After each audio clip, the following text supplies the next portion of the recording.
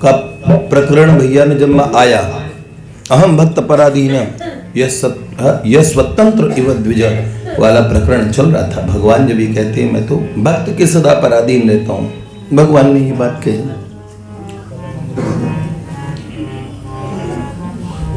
क्यों कहा?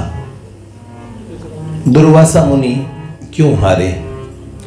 2 दिन से यही गाथा मेरे दिमाग में चल रही है। क्यों हारे? भगवान चाह रहे थे कि आप लोगों को भी सुनाई दो लगे हाथ, इसलिए हारे।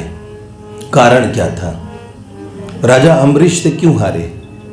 क्यों महर्षि दुर्वासा रुद्रांश हैं, शिव जी के अंश हैं, मां अनसुईया के लाडले हैं, त्रि ऋषि के पुत्र हैं, दत्त भगवान विष्णु के, चंद्रमा जी भगवान ब्रह्मा जी के और भगवान शिव के अंश हैं दुर्वासा, इसलिए कहा जाता है दत्तात्रेय। दुर्वासा जी इतने ज्ञानी, त्रिकालज्ञ, स्वयं भगवान के ही शिव स्वरूप, ऐसा क्यों किया? क्या हुआ? आगे तक का उनके नाम पे ये एक चीज हमेशा के लिए लग गई लीला में कि रामचरितमानस में चौपाई है, लोकं वेद विदित इतिहासा यह महिमा जानई दुर्वासा मेरे राम राजा राम प्यारे राम सीताराम, मेरे राम राजा राम प्यारे राम सीताराम। जो अपराध भगत कर राम रोष पावक सूजरहि, लोकं वेद विदित इतिहास यह महिमा जानहि दुर्वासा जी ने ऐसा क्यों किया? देखो संक्षेप में एक गाथा सुनाते हैं।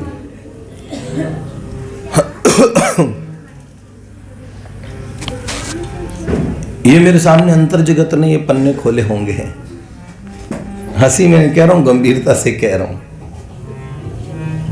2 दिन से यही चर्चा चल रही है मेरे, जहां भी जाओ। कल रात्रि में रामकृष्ण वगैरह को सुनाई, एक मन में प्रश्न था, उसका उत्तर कहीं से मिला बड़े अलौकिक तरीके से, और आज भी यही गाथा सुनाने लगे भव्य भैया। क्या हुआ?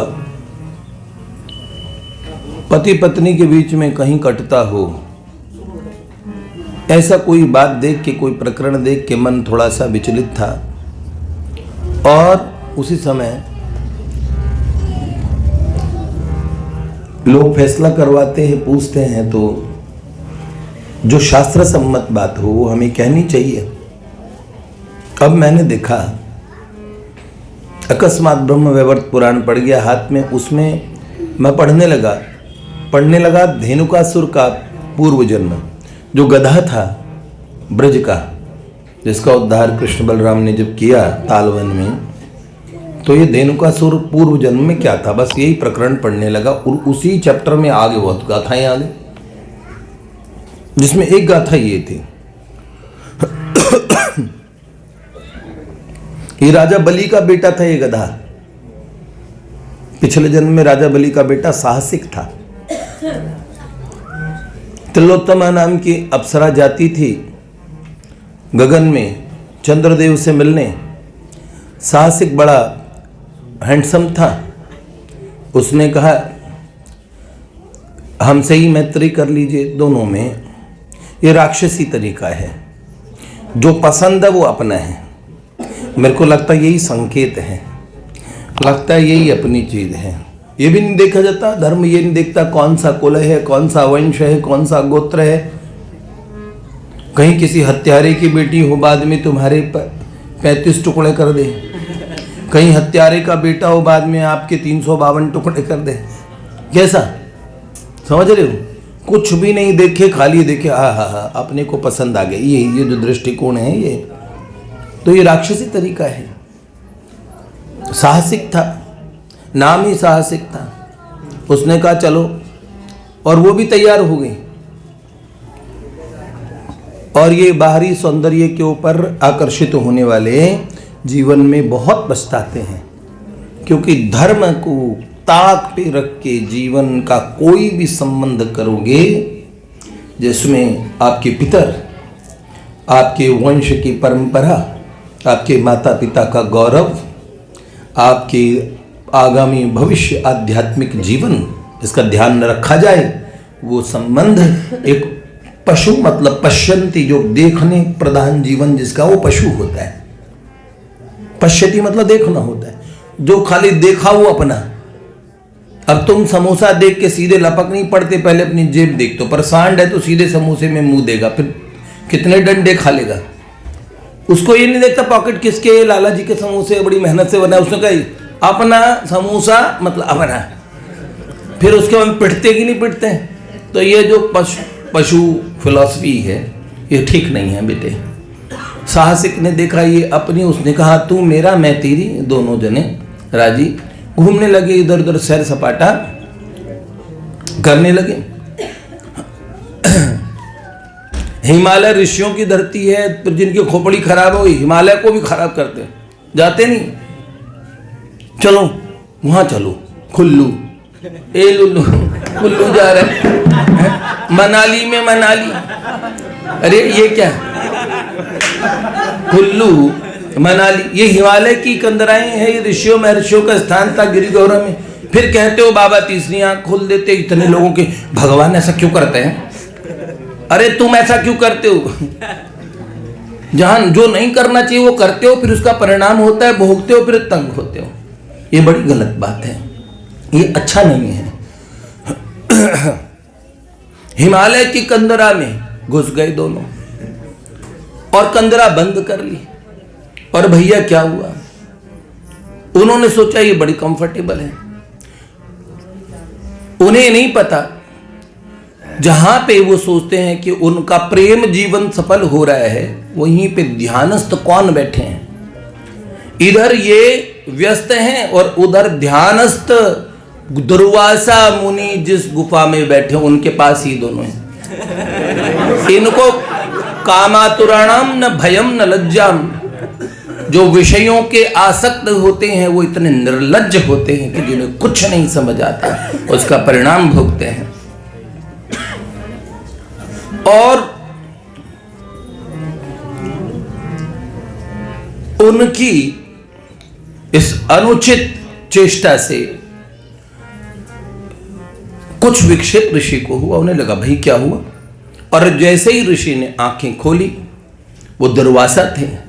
लोक उन त्रिलोक ही डरती है, उनके रास्ते में कोई नहीं पड़ता, ये उनकी गुफा में ही है। दुर्वासा जी ने नेत्र खोल के देखा माजरा क्या है, और भैया उनका पारा इतना चढ़ा। दुर्वासा जी ने देखा, उसे कहा गधे, दुष्ट, निर्लज, गधा सबसे निर्लज होता है, बेशर्म कहीं का, गधा बन जा। वैष्णव कुल में राजा बलि के वंश में जन्म ली के राजा बलि का बेटा ले प्रहलाद जी के वंश में हुआ। तो उन्होंने कहा नास पीटे गधा बन।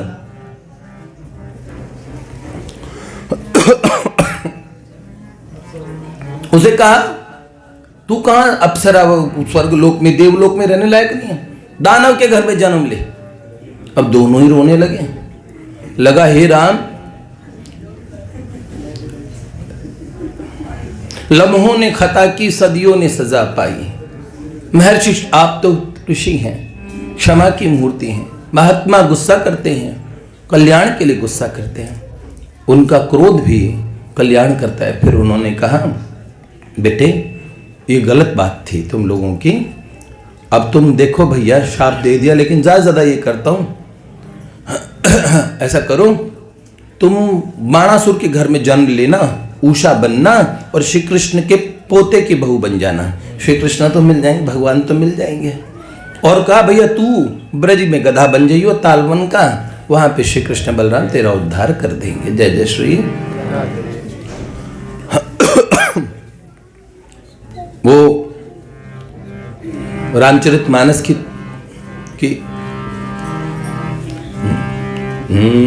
सासति करई पुनि करही पसाऊ, नाथ प्रभुन कर सहज स्वभाव।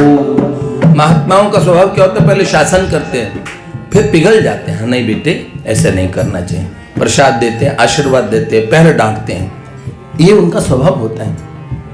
उन्होंने कहा देखो तुम जाओ। अब इसीलिए कहते हैं आंखों से नहीं देखने लायक चीजें कभी नहीं देखने लायक चीजें कभी नहीं। खाली उपवास ये नहीं होता, मुख से संयम करना, समस्त इंद्रियों का संयम करना चाहिए बेटे। नेत्र से भी भोजन होता है। तो कितना चित्त बिगड़ता है। दुर्वासा ऋषि जन्म के भजनानंदी, एक दृश्य ने उनकी बुद्धि के अंदर ऐसा विकार पैदा किया। उन्होंने कहा हे नाथ, मेरे मन में रह के क्या चीज आ रही है? और बड़ा मन में दुख हुआ। उन्होंने सोचा इसके बजाय तो मुझे बाबा जी रहने की बजाय जब मन में ऐसी बातें ख्याल आने लगा तो मैं ढोंगी बन के नहीं रहूँगा। इससे तो मैं अपने जाके पता करता हूँ कि मुझे ब्याह कर लूँ तो ज़रा ठीक है, पर मैं दम भी नाटक नहीं करूँगा कि मैं बाबा जी बन के घूमूँ और मेरे मन में गंदी बात हो। तो अपनी बात कहीं पूछने जा रहे थे किसी सत्संग या ऋषि से कि भाई ऐसे मन में बात आ गई, कुछ गंदे लोगों को देख के मन में कुछ गलत बात आ गई। महात्मा दुनिया से बच के तो हिमालय में भागते, और हिमालय में ये कूड़ा कबाड़ा लेके पहुंच जाते हैं लोग, वहां सैर सपाटा करेंगे। तो जा रहे थे। अब भगवान भी बड़ी परीक्षा लेते हैं। कभी कभार हमें लगता है ना, ओहो अब से हम प्याज नहीं खाएंगे। उसी समय घर में मौसी आई, प्याज के पराठे बना के तुम्हारे सामने चाय का बड़ा गिलास रख दिया और 4 पराठे मक्खन मार के रख दिया। आपने कहा लगता है प्रभु यही चाहते हैं, कल से हम ये नियम लेंगे, आज तो 4 पराठे सरका लो। ये क्या है? ये क्या है? आप संकेत, लगता है ईश्वर यही चाहते हैं। मेरे कई लोगों ने बताया, भैया मैं क्या बता रहा हूँ, मेरी गलती नहीं है। हाँ, मैंने कहा क्या हुआ? मैं उसके बारे में सोच रहा था, अचानक ही वो सामने से आ गई। मैं क्या बताऊँ, ये तो ईश्वर है। ये लगता है ईश्वर, ये हमें को लगता है माधव कर रहे हैं ऐसा। माधव मंदिर में जाएंगे, अब मान लो किसी को चलो ये मुझे बिल्कुल माधव जैसे लग रहे हैं। मैंने कहा माधव में ही माधव जैसे लगने चाहिए, तुम्हारी गड़बड़ है, कहीं ना देखो। माधव जब देखने हैं, सच बताता हूं, जो पत्नी भगवती अपने पति देव में माधव देखे, बहुत अच्छी बात है। इतर जाना भी इंद्रियों का, बुद्धि का ऐसा सत्संग, ऐसा संयम जब तक ना हो जाए तब तक कभी ऐसी चेष्टा नहीं करनी चाहिए। और इन्हें संकेत न माने हो, ये तो अंतर जगत का संदेश। भैया मैंने जो सोचा था ना वो गाना उसने मुझे फोन पे भेज दिया, इससे बढ़ के बात क्या होगी? मैंने कहा बेटा देवी हेषा गुणमयी मम माया दुरत्यया मामे वही प्रपद्यन्ते माया मेताम तरन्ति ते।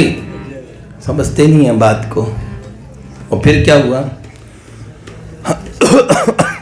निकले देवर्षि दुर्वासा जी। भगवान की ये वाली परीक्षा शुरू हो जाती है। जो चीज हम छोड़ते हैं वो हमारे सामने आती कि नहीं आती? कभी कभार नहीं आता। बैंगन नहीं खाएंगे तो बैंगन का भरता तो कल ही बनने वाला है, हमारे घर में खा लेते। क्यों? क्योंकि छुड़वा आपने छोड़ रखा है। कहीं आपके मन में ढिलाई तो नहीं? तो ऐसा हो जाता है। ईश्वर के यहां परीक्षा बड़ी अलग अलग किस्म की होती है। मैं छोटे छोटे उदाहरण दे रहा हूं, बड़े उदाहरण खुद समझ लेना। अब क्या हुआ दादा? वो निकले गुफा से बाहर, आकाश से, और वो ऋषि ब्रह्मलोक से उतर रहे थे। उनके साथ इतनी सुंदर कन्या, 3 लोक को मोहित कर दे, इतना सुंदर थी, इतनी सुंदरता उसमें। ये और वो ऋषि ब्रह्मा जी के उरु से प्रकट हुए थे, जिनके नाम पे मैं बताऊं, ये अरब देश जो बोलते हैं ना, और यहाँ और वो ऋषि रहा करते थे। इसका नाम बाद में क्या पड़ गया? अरब। तो ये और वो ऋषि उतर रहे थे, इनके साथ वो कन्या थी। दुर्वासा जी के सामने आके खड़े हो गए। दुर्वासा जी ने देखा ये बड़े सीनियर ऋषि, आयु में हमसे ज्यादा। दुर्वासा जी ने प्रणाम किया। उन्होंने दुर्वासा जी को छाती से लगा लिया, भाई आपका कल्याण हो। दुर्वासा जी ने कुछ कहे। दुर्वासा जी ने कहा, भगवान आपके साथ ये कौन है?